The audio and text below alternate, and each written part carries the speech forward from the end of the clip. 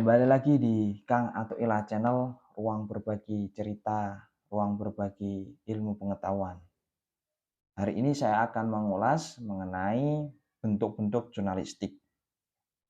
Jadi bentuk-bentuk jurnalistik itu ada 3 hal, 3 bentuk. Yang pertama adalah media cetak. Yang kedua adalah media elektronik. Yang terakhir adalah media audiovisual.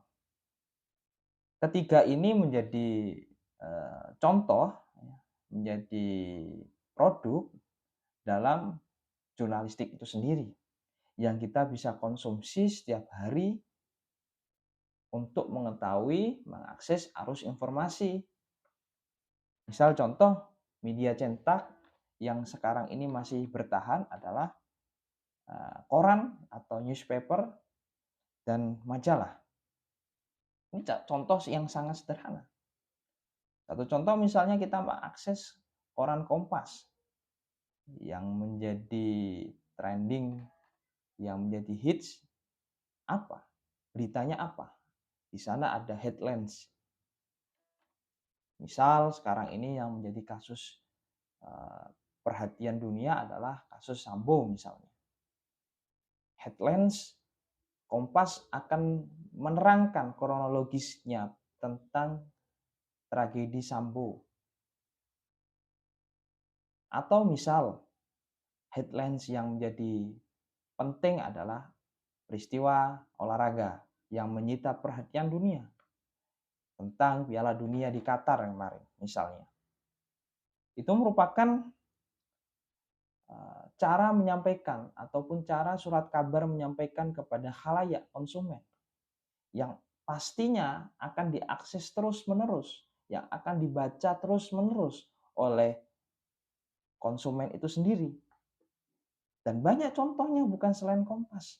Ada Radar, ada Jawa Pos, ada Media Indonesia yang sampai sekarang masih bertahan, yang sampai sekarang masih eksis, yang sampai sekarang masih kita dapat konsumsi. Ataupun majalah. Majalah sangat banyak sekali. Ya, ada yang menjadi majalah populer yang tentu masih bisa kita akses sekarang ini adalah majalah Tempo misalnya. Itu merupakan karya jurnalistik. Catatan Tempo yang sangat kritis tentang pemerintahan misalnya. Tentang pemerintahan saat ini, tentang resesi ekonomi misalnya. Itu menjadikan bahan perbincangan ataupun menjadi bahan informasi kepada khalayak umum menjelaskan ternyata seperti ini pemerintahan sekarang ini. Ternyata pemerintahan sekarang ini mempunyai ambisi kekuasaan untuk melanggengkan tentang isu 3 periode misalnya.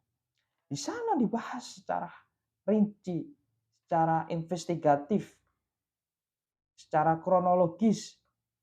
Misalnya kebijakan-kebijakan pemerintah yang tidak pro rakyat. Di sana dijelaskan. Nah, majalah-majalah ini juga masih tetap ada dalam ruang publik. Itu contoh bagaimana bentuk jurnalistik tentang media cetak. Kemudian ada media elektronik. Misalnya adalah radio. Radio ini sangat kuno, tetapi tetap menjadi produk jurnalistik sampai sekarang. Ya.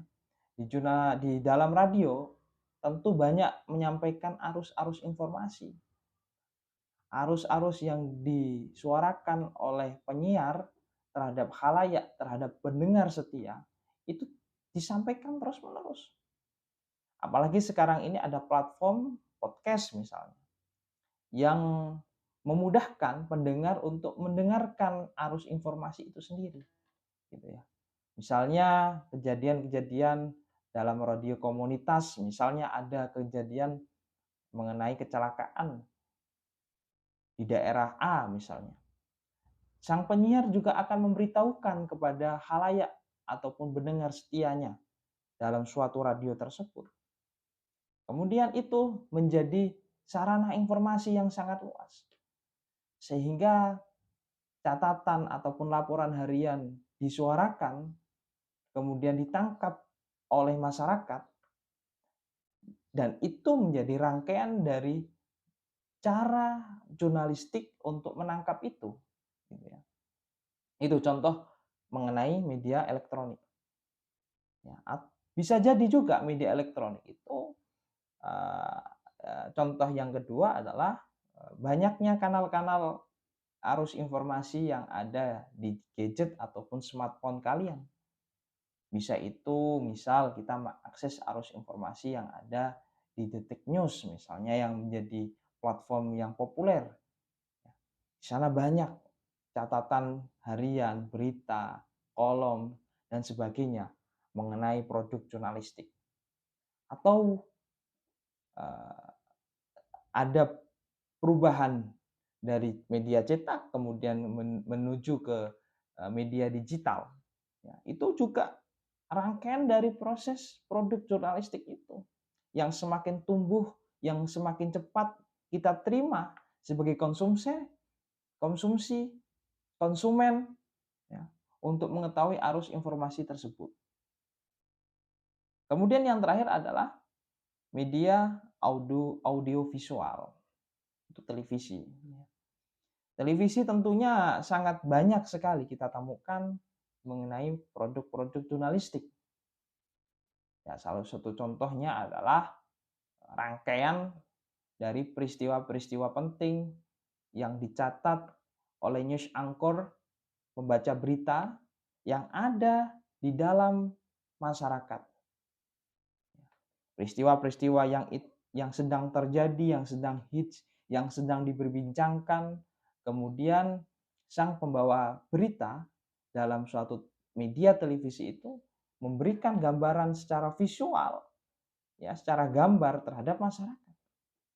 Nah, walhasil ketiga, bentuk ini merupakan produk dari jurnalistik itu, yaitu media cetak, media elektronik, dan media audiovisual.